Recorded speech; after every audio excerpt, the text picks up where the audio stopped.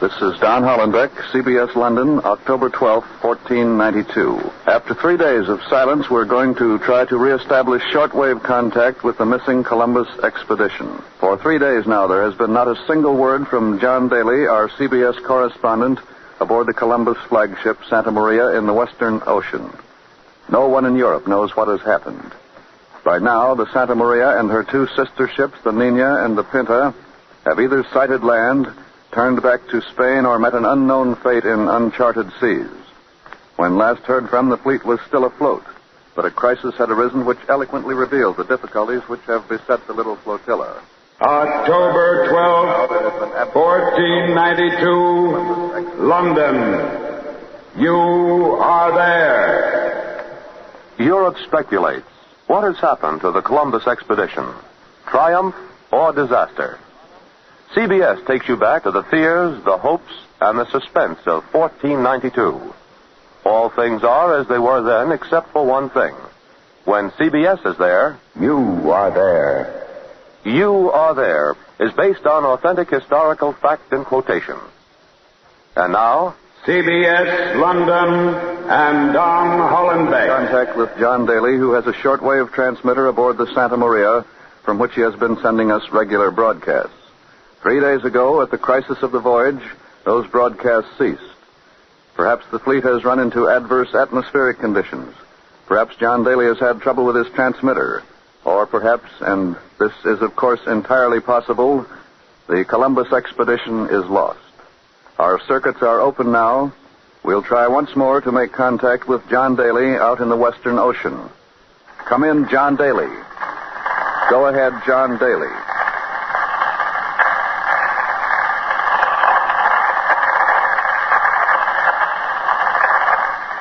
This is CBS London calling the Columbus expedition.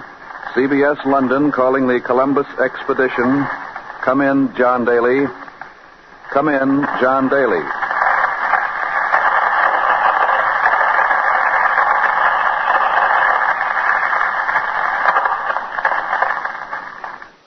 Once more, we have failed to make contact. We'll try again in a few moments.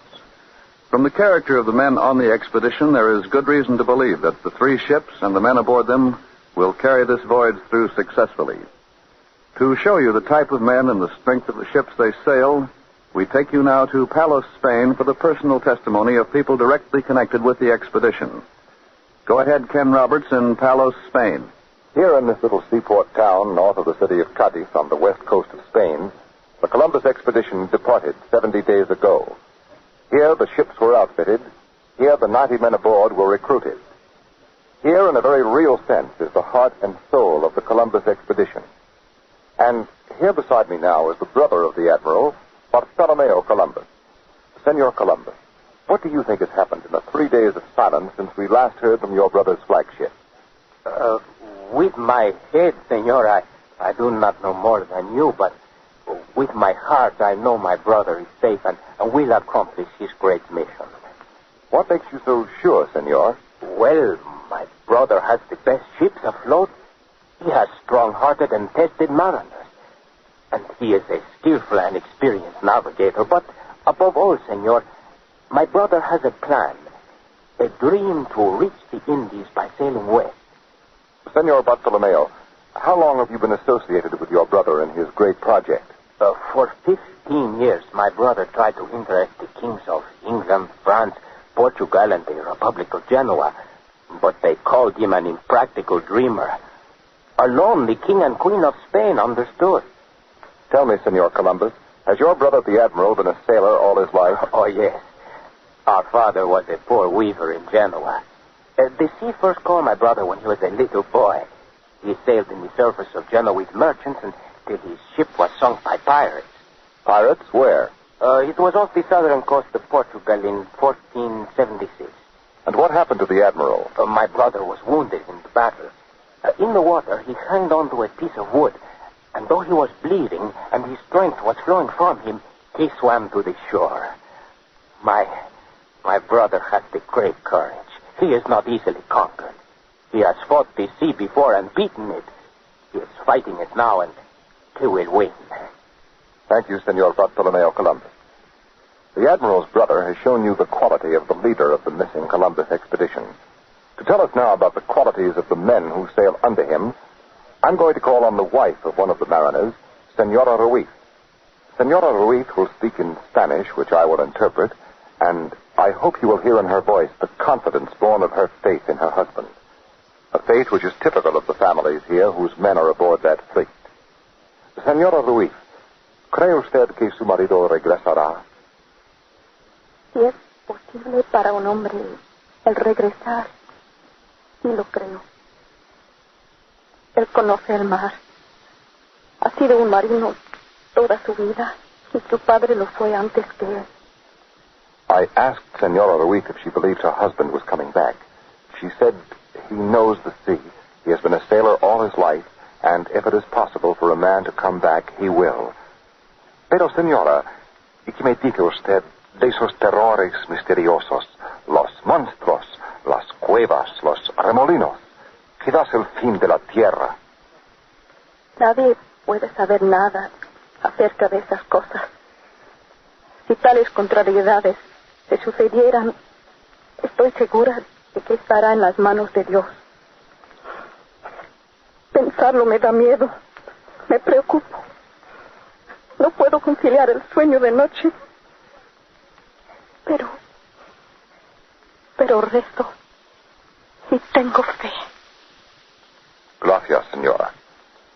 As for the terrors of the deep, sea monsters, whirlpools, other things that are said to exist out there on the ocean, she says for such things, he is in the hands of God.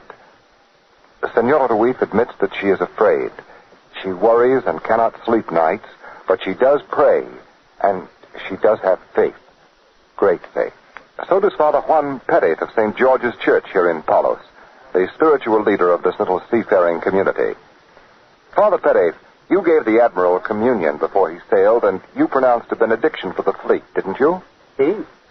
It was a cool morning, gray before the dawn. The people stood on the dock and waved farewell. The women cried and held up their babies for their husbands to see. The seagulls went with the ships, and the church bell rang.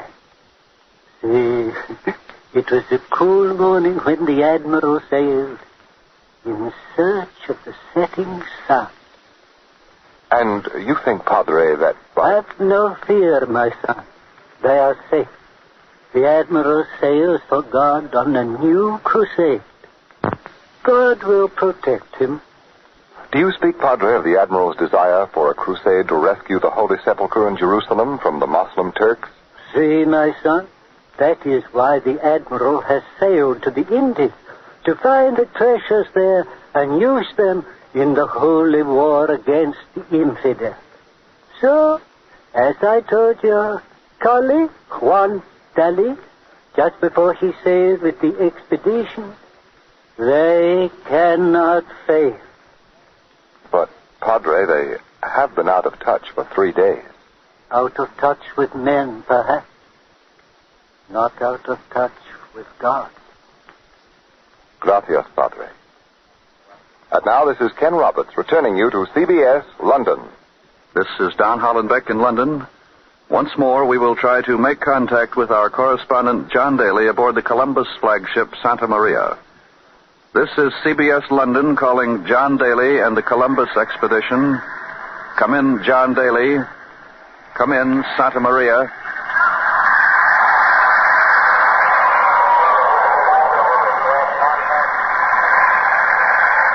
The signal is not of broadcast quality. That sound of voices may be what the technicians call ghost voices, weird patterns of static which sound like people talking. But on the other hand, it may be John Daly trying to get through, so we'll call him in again. This is CBS London calling John Daly with the Columbus Expedition.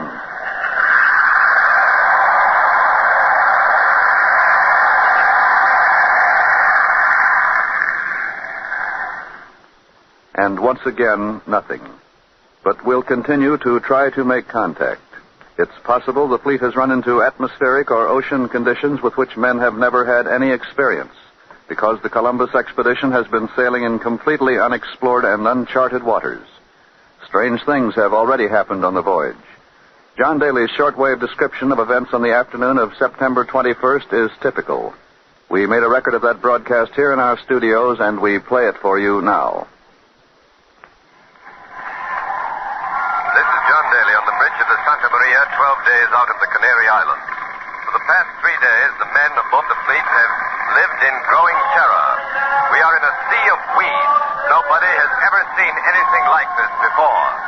That's the lookout at the mast calling out, "Weeds to the horizon," and the man at the bow answers, "Bow still free." As far as the eye can see, in all directions, there stretches a great meadow of weeds of green and yellow, and it looks solid enough to walk on at night. When your imagination is at work, you think you see strange shapes moving about. But the ocean hardly moves. The mat of weeds holds it down. You can put your hand in and lift up great masses of it, but there's no clear water underneath. The weeds close over the hole as fast as you make it. We first saw these weeds 5 days ago, on the 16th. The weeds were scattered then, appearing in strips and islands, but slowly they closed around us till they became the present solid mass. How long this will go on, I don't know. The men don't know, not even the Admiral. And the Admiral's pilot, Senor Feralonso Nino, beside me here, doesn't look very optimistic either. Senor Nino, is there any prospect that these weeds will break up and give us clear water once again? No, senor. I very much fear that the weeds, they do not break up. They get thicker all the time. Well, what will happen, Senor Nino, if the thickness of the weeds increases? We will be trapped here, stranded in this desolate waste. We will be frozen in. This is Don Hollenbeck again. A sea matted with weeds from which the ships finally emerged is just one of the unknown terrors the Columbus expedition may be up against at this very moment. On October 9th, John Daly reported another strange situation which changed suddenly. And here's the record of that shortwave broadcast, which we made in our studios at the time of its transmission.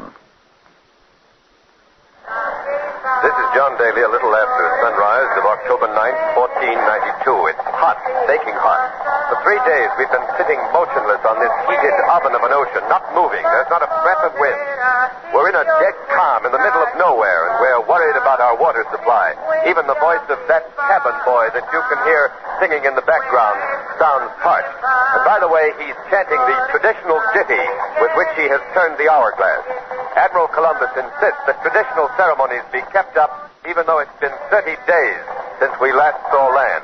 He feels that it helps morale, but the morale aboard this ship and the other 2 ships of the fleet can't hold out much longer. The men have only one thought now: to turn back, to go home, to write off this expedition as a failure. They're in an ugly mood. 4 of the crew are condemned murderers who obtained pardons from the Spanish king by sailing with Admiral Columbus, and they are the ringleaders now. Desperate men with nothing to lose.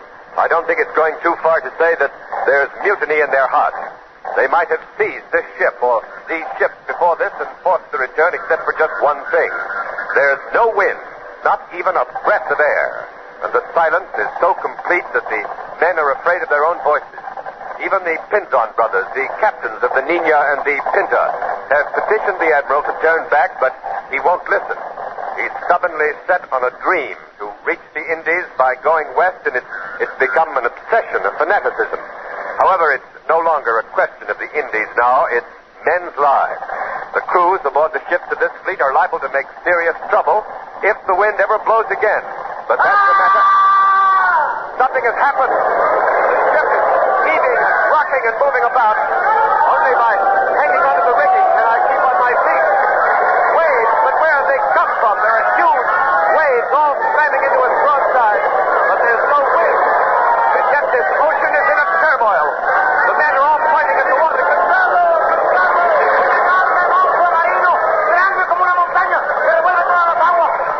A huge monster, he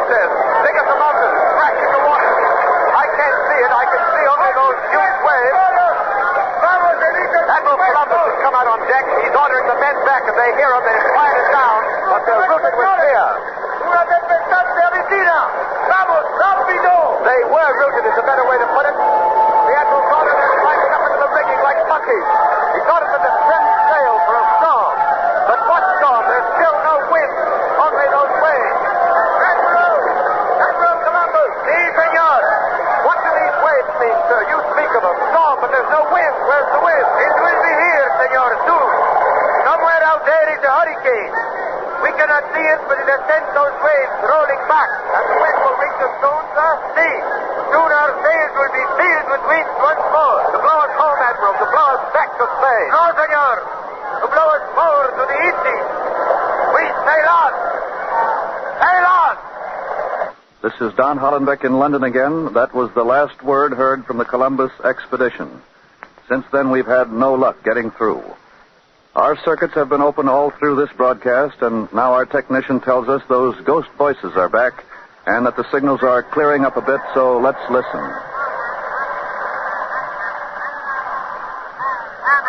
We're not sure yet. It may be nothing but those strange patterns of static coming in from the Western Ocean.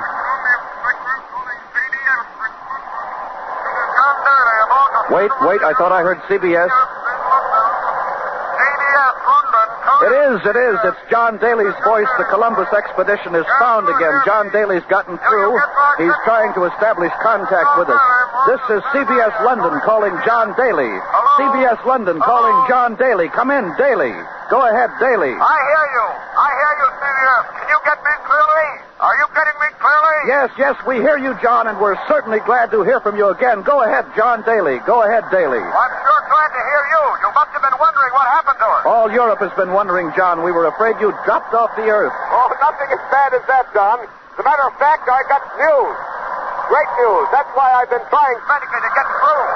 I can only hope I'm coming through finally. It must be those weird atmospheric conditions, Graham.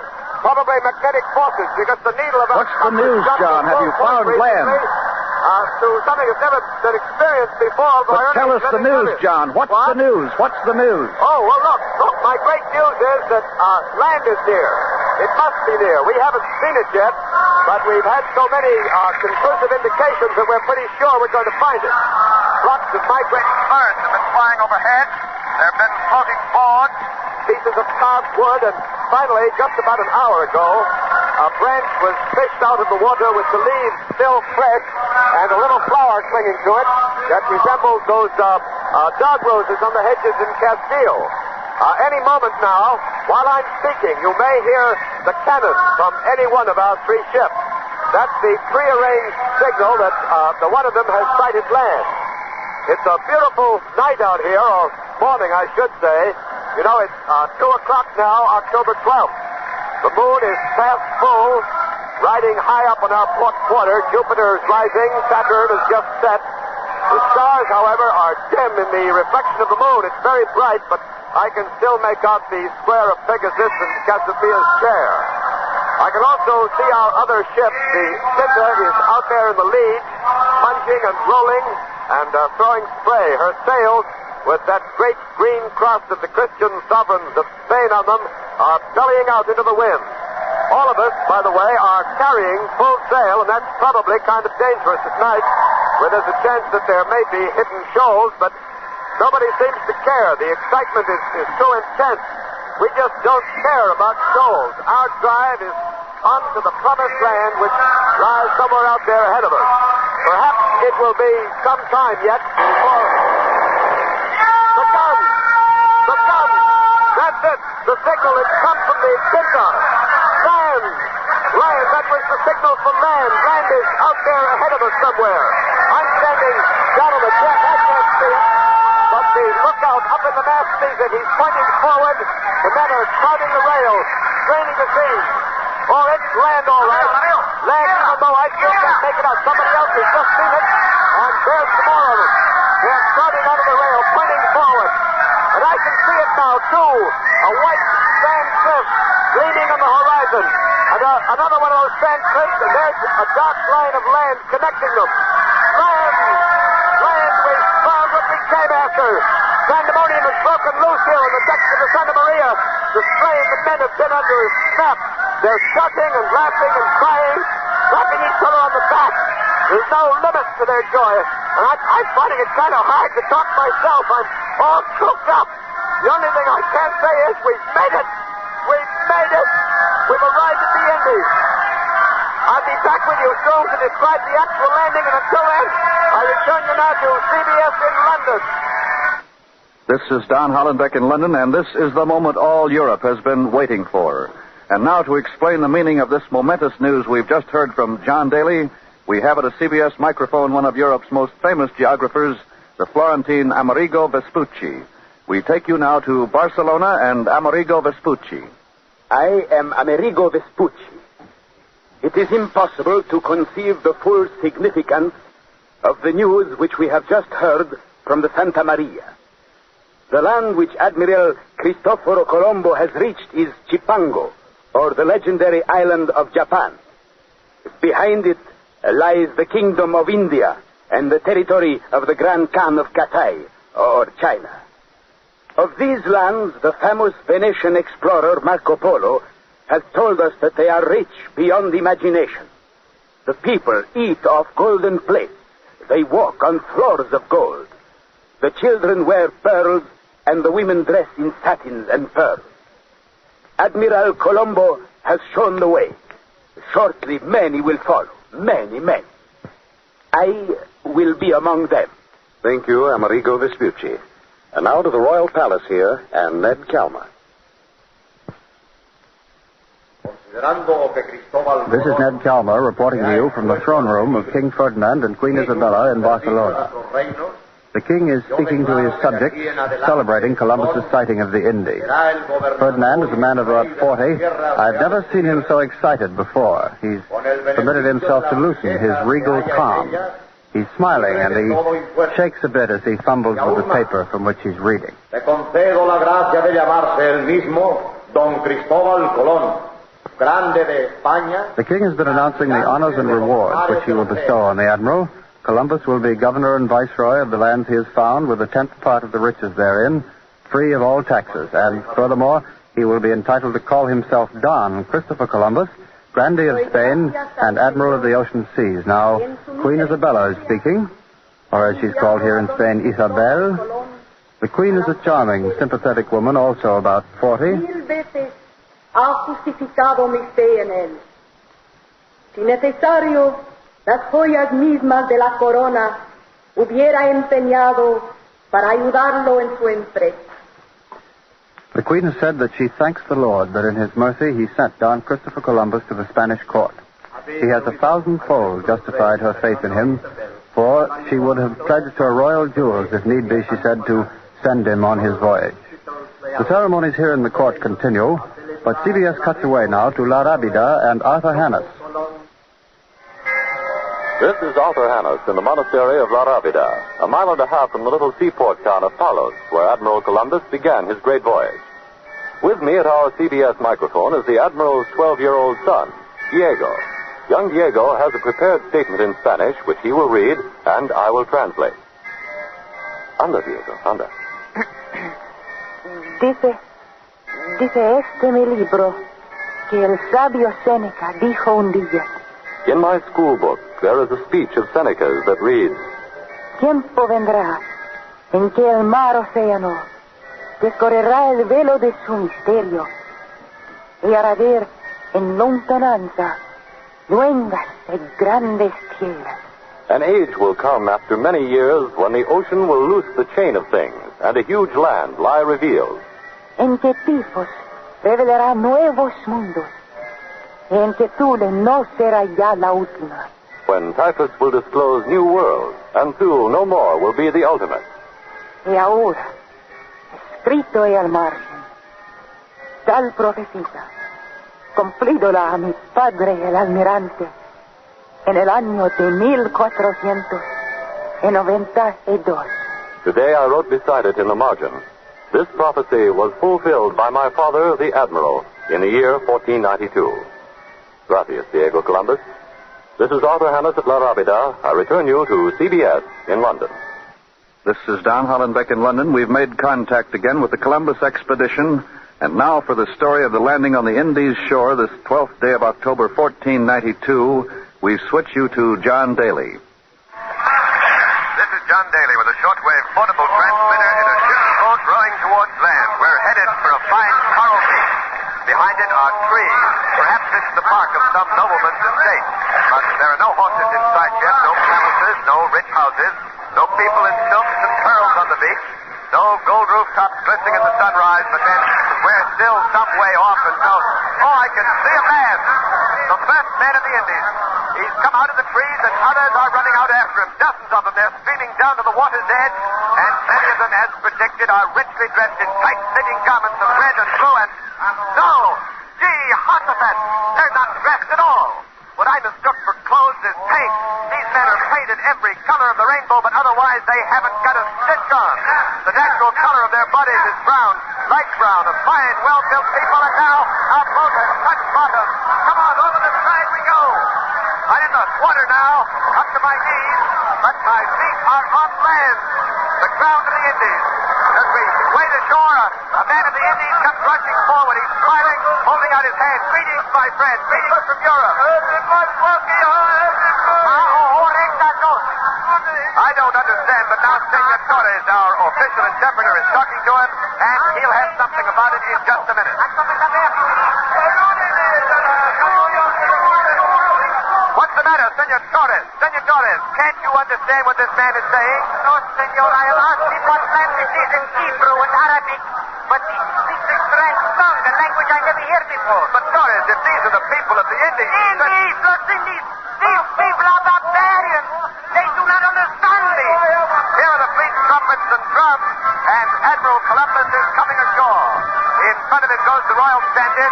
Behind him walk the Pinzon brothers, captains of the Pinta and the Nika. The Admiral has taken the royal standard and planted it in the sand. He looks across the beach and to the forest beyond, surveying this new strange land. Now he's knelt down. A hush has fallen over the crowd. Even these people here of the Indies stand around in childlike amazement, seem to know something important is happening. Admiral Columbus bends down to kiss the sand. Now he lifts his head to speak. Católicas Majestades, nuestros señores Don Fernando y Doña Isabel, tomo posesión de esta ínsula y nómbrola San Salvador. The Admiral is still kneeling, head bowed in prayer. He's taken possession of this land in the name of their Catholic Majesties Ferdinand and Isabella and named it San Salvador. And now the Admiral has risen. He's looking curiously at the natives. No doubt he is wondering, as we are, just who these people are and why they aren't dressed the way we expected to find them. Why they don't speak the language that we expected to hear. At any rate, with the official ceremonies over... San Salvador, October 12th, 1492. Columbus discovers America.